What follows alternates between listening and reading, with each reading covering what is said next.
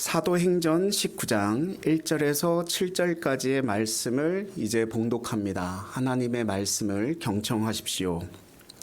아볼로가 고린도에 있을 때에 바울이 윗지방으로 다녀 에베소에 와서 어떤 제자들을 만나 이르되 너희가 믿을 때에 성령을 받았느냐? 이르되 아니라 우리는 성령이 계심도 듣지 못하였노라. 바울이 이르되 그러면 너희가 무슨 세례를 받았느냐? 대답하되 요한의 세례니라. 바울이 이르되 요한이 회개의 세례를 베풀며 백성에게 말하되 내 뒤에 오시는 이를 믿으라 하였으니 이는 곧 예수라 하거늘 그들이 듣고 주 예수의 이름으로 세례를 받으니 바울이 그들에게 안수함에 성령이 그들에게 임하심으로 방언도 하고 예언도 하니 모두 12사람쯤 되니라. 아멘. 이것은 살아계신 하나님의 말씀입니다. 할렐루야. 하나님의 은혜와 복이 저와 여러분에게 함께 하시기를 축복합니다. 사랑합니다. 성령 충만하십시오. 요한 웨슬리라고 하는 감리교의 창시자라고 하는 분이 계신데 그분이 Almost Christian이라고 하는 설교를 한 적이 있어요. 그리스도인들을 이렇게 살펴보니까 다 가지고 있는 것처럼 느껴지는데 어떤 중요한 무언가가 빠져 있는 것처럼 보여져서 그 사람들을 향하여서 Almost Christian이라고 부르고 그리고 온전한 그리스도인을 Altogether Christian 이라고 명명했습니다.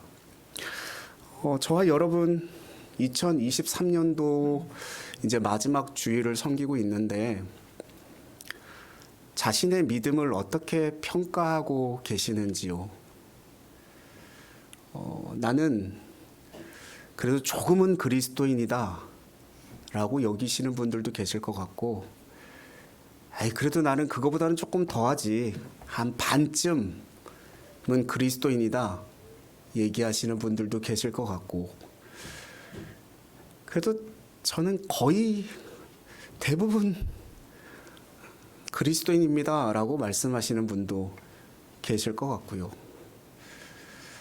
그래서 어떤 분은 난 그래도 온전한 그리스도인입니다 얘기하실 분도 계실 것 같습니다. 어떠십니까? 나라고 하는 신앙, 믿음 생각해 볼 때 나는 어디에 해당되어질까요? 반쯤 거의 그게 큰 차이가 보이는 것처럼 느껴지지만 그렇게 큰 차이가 나지 않아요. 섭씨 99도나 섭씨 10도나 완전히 물을 끓는 어떤 100도씨가 이르지 않는 것은 똑같거든요. 마찬가지로 우리의 신앙도 반쯤 그리스도인이나 거의 그리스도인이나 크게 다르지 않습니다. 우리가 주님 안에서 성경적으로 나아가야 할 그 길, 궁극적으로는 온전한 그리스도인이어야 한다라고 하는 거죠.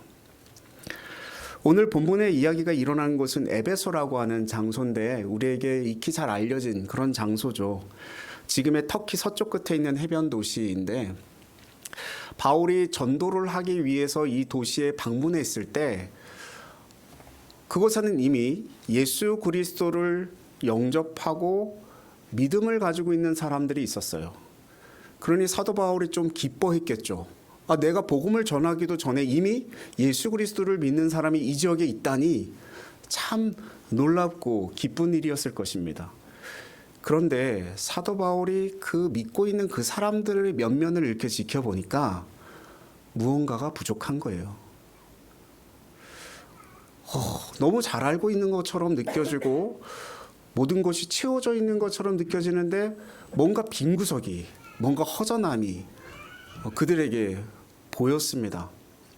그래서 사도 바울은 그들에게 묻거든요. 우리 2절 말씀 같이 읽겠습니다. 2절입니다. 이르되 너희가 믿을 때에 성령을 받았느냐 이르되 아니라 우리는 성령이 계심도 듣지 못하였느냐. 아멘.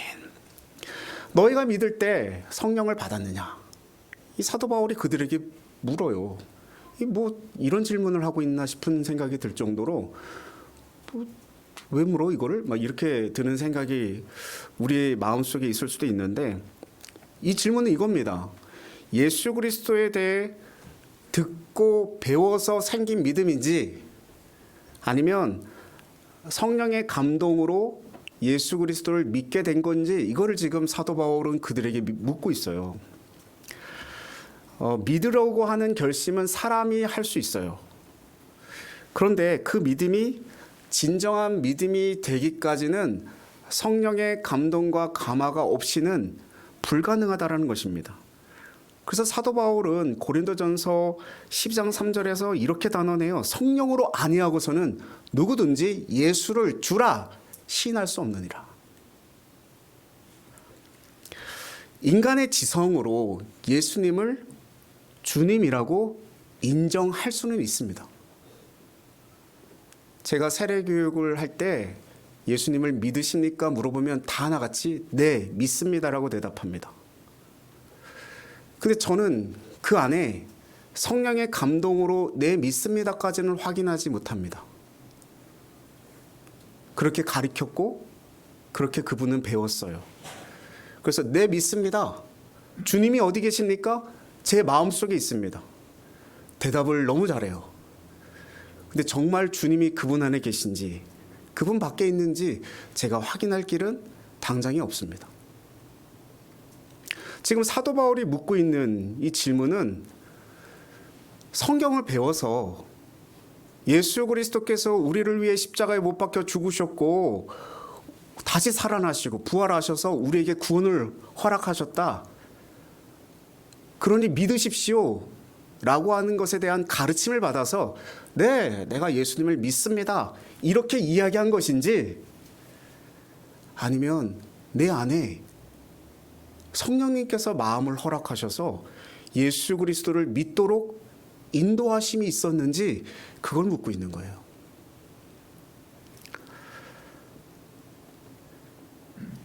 사도 바울이 에베소의 제자들을 보고는 그들의 믿음이 순수하게 지성적인 믿음,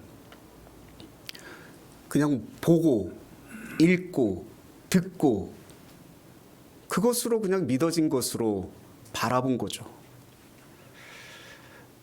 그들은 보이지 않게 활동하시는 하나님의 거룩한 성령을 알지 못했고 그 성령과 소통하지 못하고 있었음이 분명해 보였습니다. 그래서 물은 거예요. 너희가 믿을 때 성령을 받았느냐? 그 제자들의, 그 에베소에 있는 제자들의 대답은 이와 같았어요.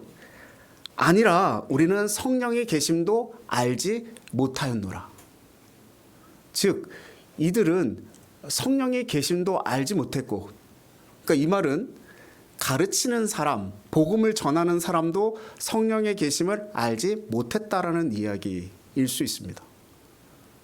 그러니까 이 제자들은 성령이 있는지도 알지 못했어요. 그래서 사도 바울이 다시 질문해요. 그러면 너희의 세례는 어떤 세례냐? 어떤 세례를 받았느냐? 그들이 대답하죠. 세례 요한의 세례니라. 이렇게 대답을 합니다. 그 대답에 사도 바울이 다시 한번 그들에게 설명하는데 그게 4절 말씀입니다. 같이 한번 4절 읽어보겠습니다. 같이 읽습니다.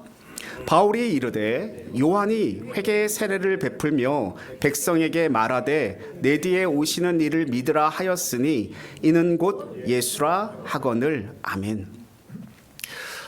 사도행전의 그 인간 저자인 누가는 사도 바울의 어떤 설교를 한 절로 요약을 했지만 사도 바울은 이 사람에게 요한의 세례가 어떤 것인지를 설명하기 위해서 구구절절 이야기를 했을 거예요.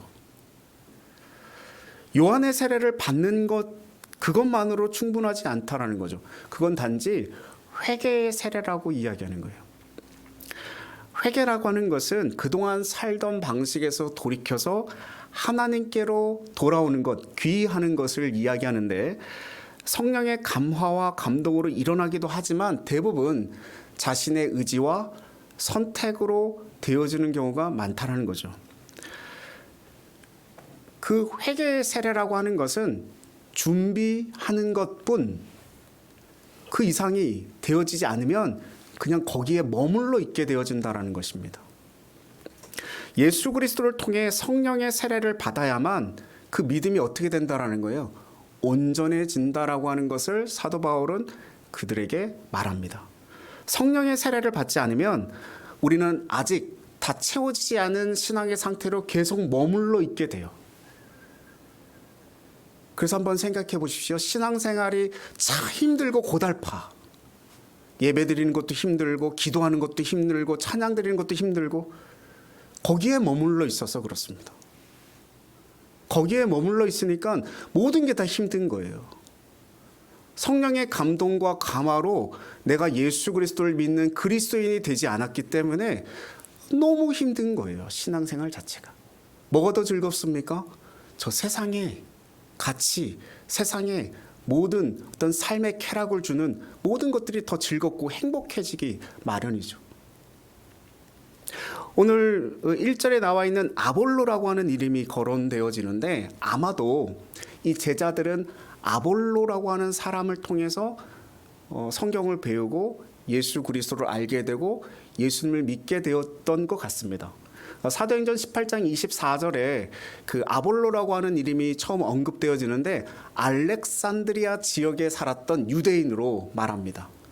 알렉산드리아라고 하는 장소는 어떤 장소였냐면 그 지중해 연안에서 철학과 사상과 학문의 중심지로 높이 인정받았던 그런 장소였어요.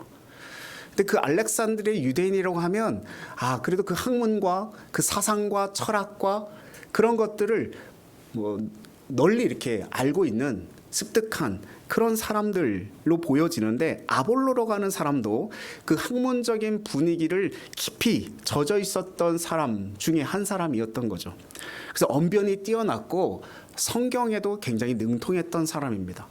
유대인으로서 성경을 깊이 연구했고 알렉산드리아 출신답게 수사학에도 굉장히 뛰어났던 언변이 굉장히 좋았던 그런 사람임이 분명합니다. 알렉산드리아의 그 아볼로라고 하는 사람이 어떻게 예수 그리스도를 만나게 되고 영접하게 되었을까? 그것은 추측하건대 사도행전 2장에 있는 오순절 마가의 다락방 성령 사건을 통하여서 이루어졌을 거라고 생각되어집니다. 알렉산드리아에 있는 사람도 그곳에 갔을 가능성이 있다라고 봐요. 그곳에 수많은 사람들이 모였는데 성령 사건을 경험하고 예수 그리스도가 우리를 구원한 자라고 하는 것을 믿게 되어지고 그 사람들이 각 지역에 가서 또 복음을 전파했습니다. 복음을 전파하고 그곳에 있는 사람들이 또 믿게 되었는데 그중에 아볼로라고 하는 사람이 같이 있었다라고 하는 것입니다. 그래서 그 사람이 아볼로라고 하는 사람이 예수 그리스도를 믿게 되고 그 예수 그리스도 거기에 매료가 되면서 회당을 찾아다니면서 유대인들이 모이는 회당을 찾아다니면서 복음을 전하기 시작했는데 그 중에 하나가 에베소라고 하는 지역이었고 그러니까 사도 바울이 가기 이전에 이미 아볼로가 그 에베소에 가서 그들에게 복음을 전파하고 그들이 예수를 믿게 되는 영접하게 되는 그런 어떤 놀라운 일들이 일어났었다라고 하는 것을 이야기하는 것이죠. 그런데 아볼로도 역시 세례 요한의 세례만을 받은 사람입니다. 즉 성령을 받지 못했다라는 이야기죠. 그의 믿음은 의지적인 것이었고 그가 예수 그리스도에 대해 아는 것은 모두 지적인 것이었습니다. 존 웨슬리 목사님의 말씀에 의하면 almost Christian이었던 거죠. 그 정도의 신앙에서 그도 여러 사람들을 전도하여서 예수 그리스도를 제자가 되게 했다니 참 그 실로 놀라운 일이 아닐 수 없어요. 가끔 교회에 처음 왔는데 막 나가서 복음을 전파하고 예수 그리스도를 믿게 하는 일들이 막 벌어지는 것처럼 아볼로로 가는 사람도 신앙에 대해서 신학에 대해서 잘 몰랐지만 예수 그리스도라고 하는 생명력을 가지고 나가서 복음을 전했더니 이 사람도 성령 충만하거나 성령을 받은 사람이 아님에도 불구하고 나가서 복음을 전했더니 예수 그리스도를 믿게 되었더라. 이것이 지금 성경이 기록하고 있는 바거든요. 그래서 우리에게 그것이 위로가 되어지는 것 같아요. 성경에도요, almost 크리스천이 있었습니다. 그러니까 성경의 인물들도 완전한 그리스도인은 아니었다라고 하는 거예요. 우리처럼 온전한 그리스도인으로 가는 그런 길목에 있는 사람들도 성경에서 많은 사역을 감당했다라고 하는 것이 저에겐 큰 위로가 되어지고요. 오늘날에도 교회 안에 조금만 그리스도인들도 있고 반쯤 그리스도인들도 있고 거의 그리스도인들도 있을 수 있지 않습니까? 초대교회도 그랬다라고 하는 거예요. 아볼로는 온통 그리스도인이 아니면서도 전도자로서 그리고 교사로서 예수 그리스도의 도를 열심히 가르치고 또 전하였습니다. 그리고 열매도 있었어요. 열매도. 그것은 그 나름대로 가치가 있는 일입니다. 그런데 그것에 만족해서는 안 되겠죠. 그래서 그 이야기는 위로인 동시에 우리에게 도전이어야 합니다. 우리 자신의 믿음의 상태가 어떤지 자각하게 하고 온전한 믿음으로 도약할 수 있도록 우리의 마음을 흔들고 있기 때문에 그래요. 예수 그리스도가 누구인지, 그분이 어떤 삶을 사셨는지, 혹은 그분의 가르침이 무엇인지를 배우는 것으로만 그친다면, 그게 다다라고 한다면 우리는 이미 다 배웠지 않습니까? 성경을 통해서 우리는 배웠고 설교를 통해서 다 배웠잖아요. 여기 계신 분들의 거의 3분의 2 이상은 어렸을 때부터 아니면 성장해서부터 교회를 다녔다라고 하시는 분들은 설교 제목 본문만 보고 목사님이 어떤 설교를 하겠다라고 하는 것을 다 꿰뚫고 있는 분들 아니십니까? 우리의 머릿속에 이미 그려지는 것이 있지 않습니까? 다 알아요, 우리는. 자신의 삶에 대해서 뉘치고 돌아서서 하나님을 믿기로 하는 것, 그것만으로도 부족하다라는 이야기입니다. 그 모든 것이 필요합니다만 그 이상이 있어야 한다라고 성경은 말해요. 내가 하는 노력으로 부족합니다. 내가 사로잡혀 살아가는 믿음, 거기까지 가야 돼요. 비유하자면 almost 크리스찬은 오븐에 넣지 않은 반죽한 그 빵을 반죽한 그 반죽과 같습니다.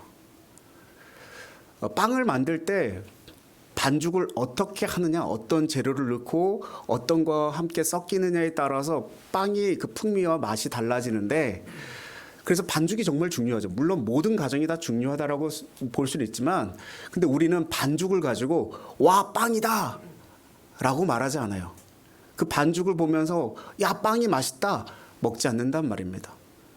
어디에 들어가서 구워줘야 돼요? 오븐에 들어가서 그 빵이 구워졌을 때, 적당한 시간과 적당한 온도에 구워졌을 때 그것을 빵이다 라고 이야기한다라는 거죠. 여러분, 믿을 때 성령을 받으셨습니까? 이 질문은 사도 바울이 에베소의 제자들에게 던진 질문이지만 오늘 우리 스스로에게 계속해서 던져야 할 질문입니다. 제가 성경 공부를 할 때 예수 그리스도를 믿으십니까? 네, 믿습니다. 그러면 성령 받았습니다 라고 다 말씀을 드렸어요. 이미 우리는 성령 받은 사람입니다. 성경은 이 말씀과 대비해서 요한복음에서는 예수 그리스도를 믿는 자는 다 보혜사 성령을 선물로 주었다라고 분명하게 말씀하고 있거든요.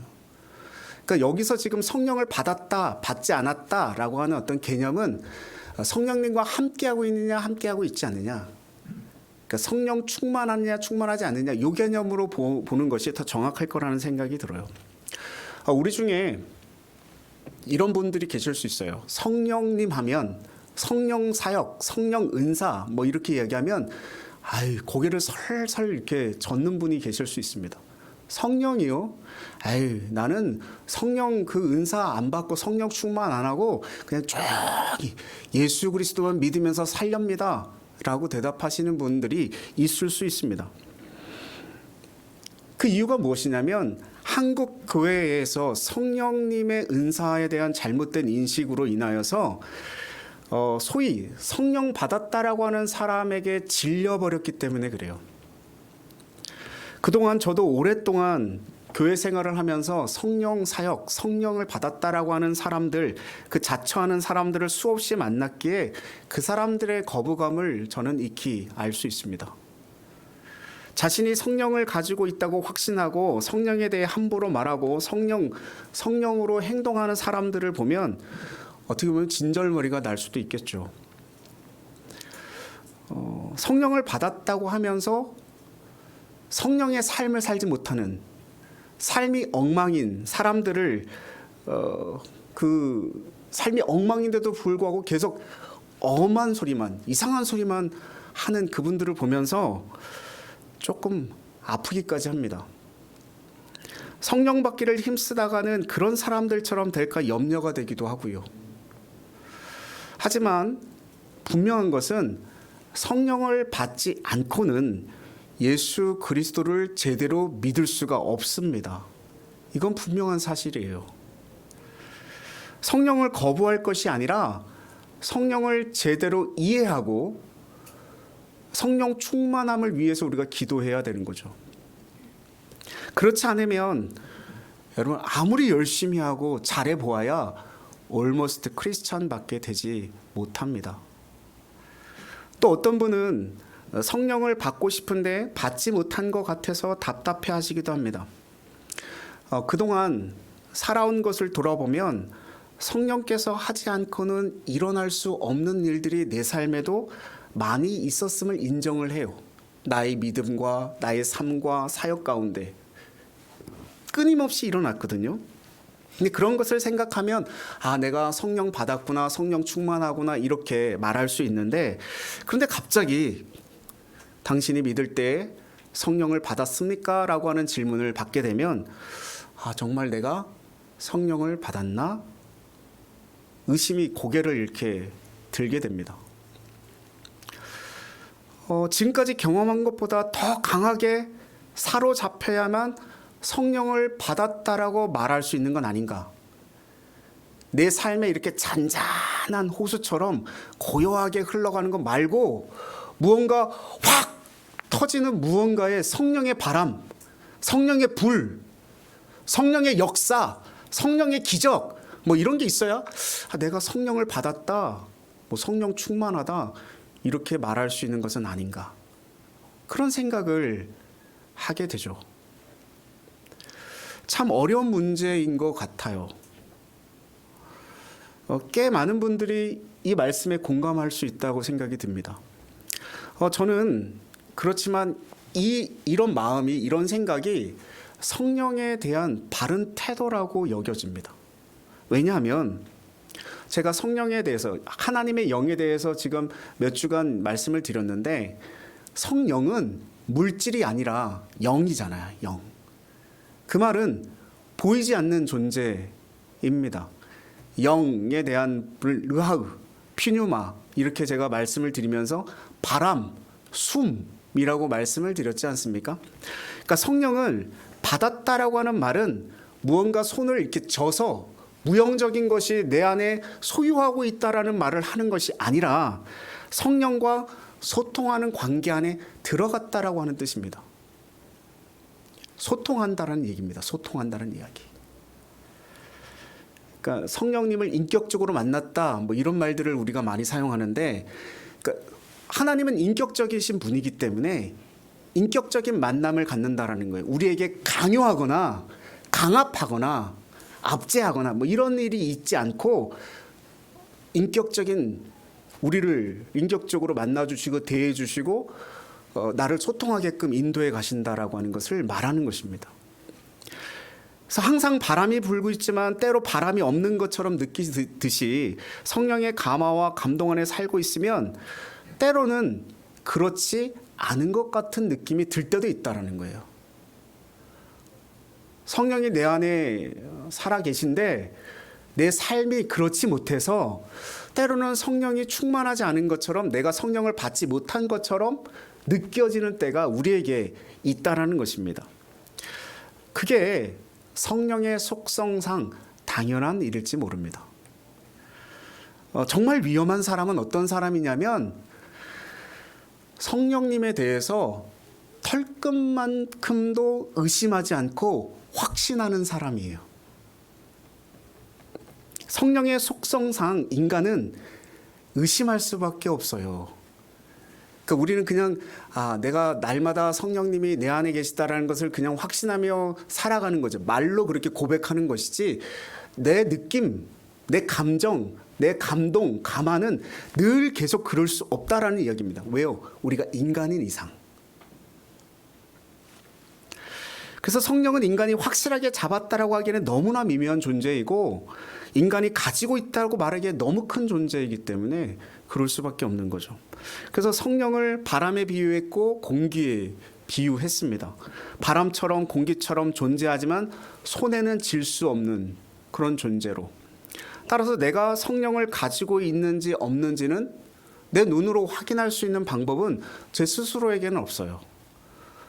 그러니까 바람을 소유할 수는 없지만 바람에 나를 맡기고 살아갈 수 있는 것처럼 내가 성령을 소유할 수 없지만 나를 성령님께 맡기며 살아갈 수는 있습니다.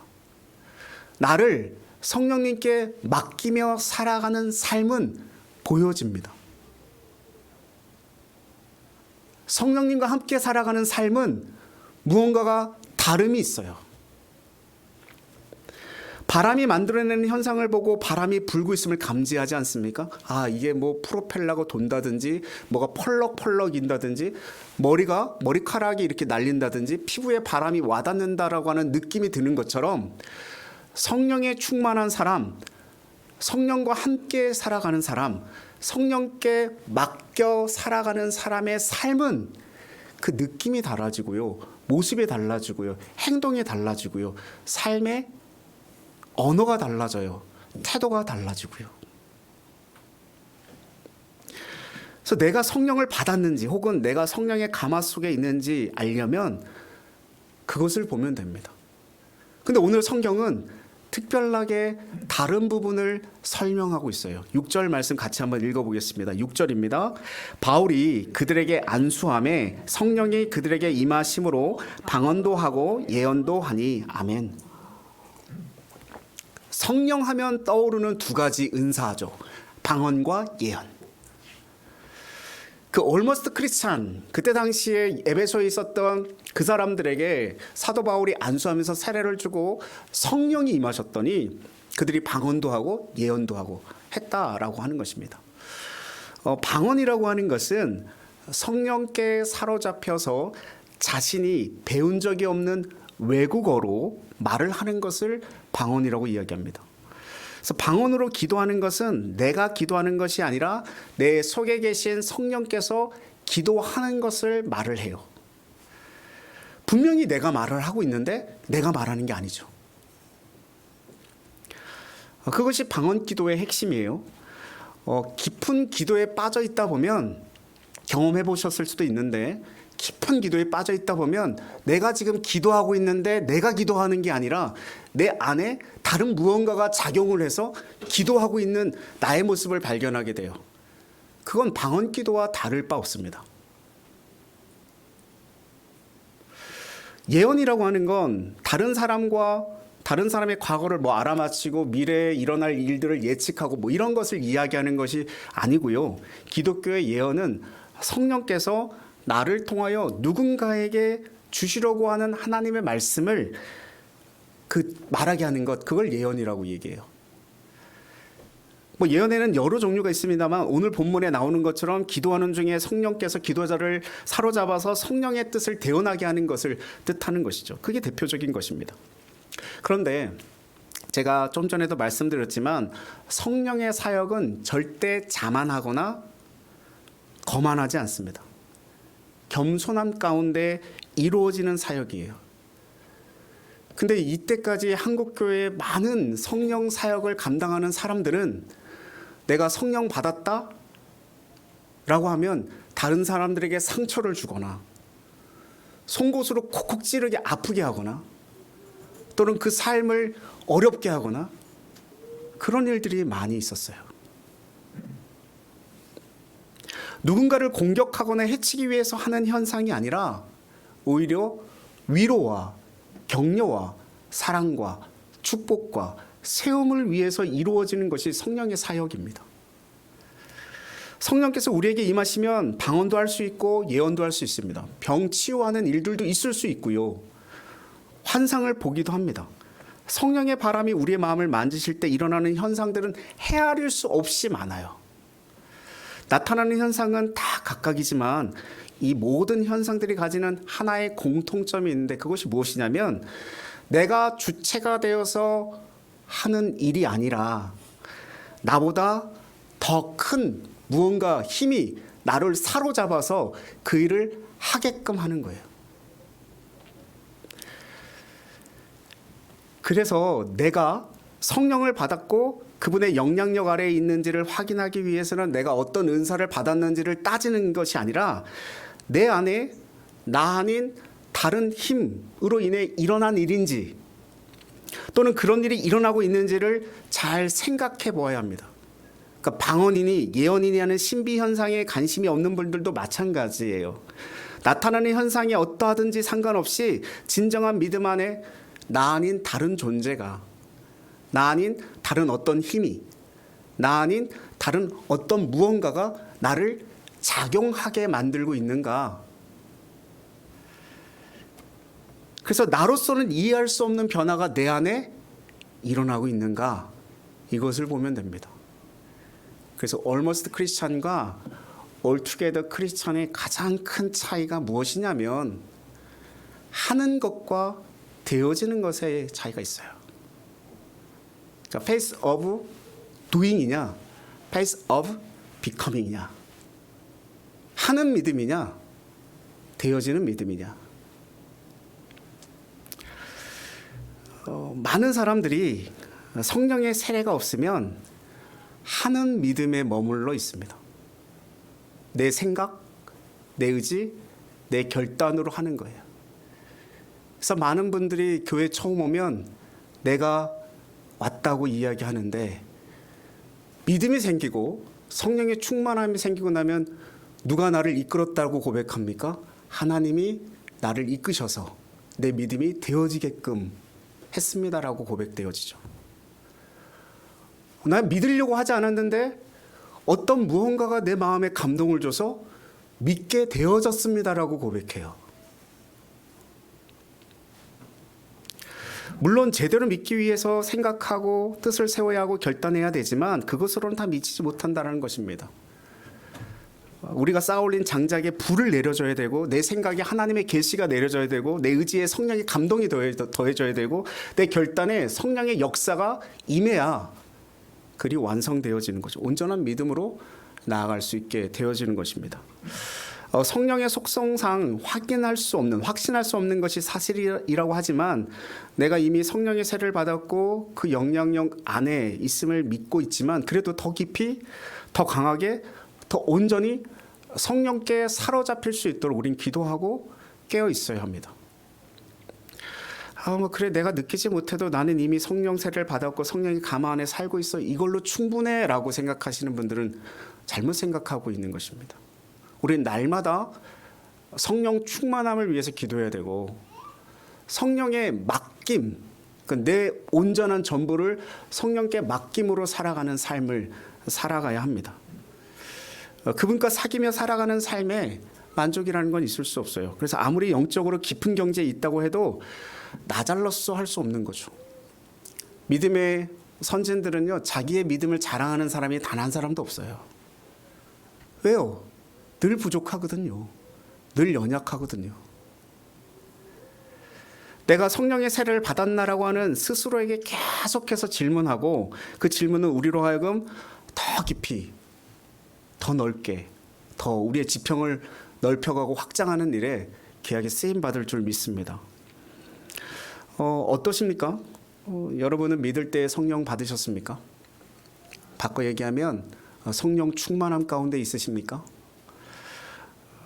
이 질문은 조금 이렇게 바꿔도 틀리지 않을 것 같아요. 믿을 때 여러분 자신이 아닌 다른 존재의 영향력을 경험해 보신 적이 있으십니까?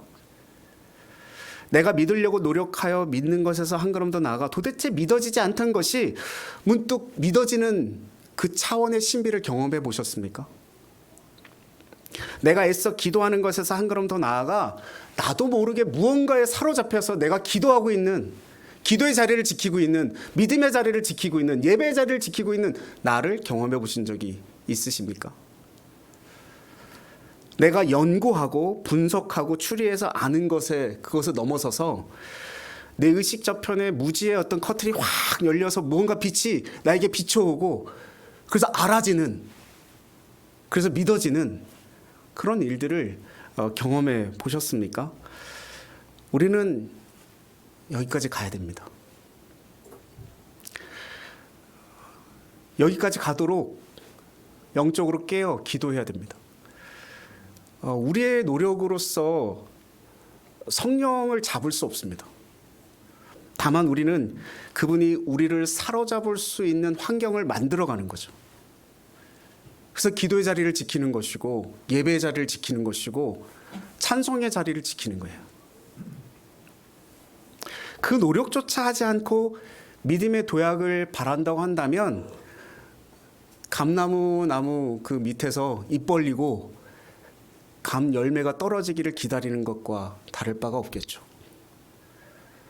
제가 분명하게 말씀드리는 건 여러분, 믿음의 성장, 영적 성장은요, 가만히 있다고 되어지는 게 결코 아닙니다.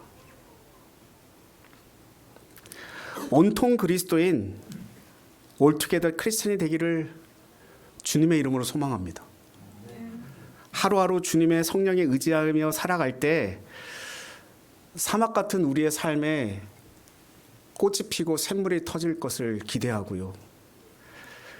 흑백 같은 우리의 마음에 알록달록 색깔이 입혀질 것을 기대하고요. 생김새는 참 좋은데 아무 향기가 없는 조화 같은 우리의 삶에 아름다운 향기가 나기를 소망합니다. 머지않아 썩어 없어질 것에 대한 허비되던 우리의 인생이 성령의 손에 이끌리고 잡혀 영원한 것을 위해 사용되는 축복과 은혜를 경험하는 저와 여러분 되시면 좋겠습니다. 2024년도에도 저와 여러분에게 이 같은 은혜가 끊임없이 계속해서 이어지기를 간절히 주님의 이름으로 축원드립니다. 기도하겠습니다.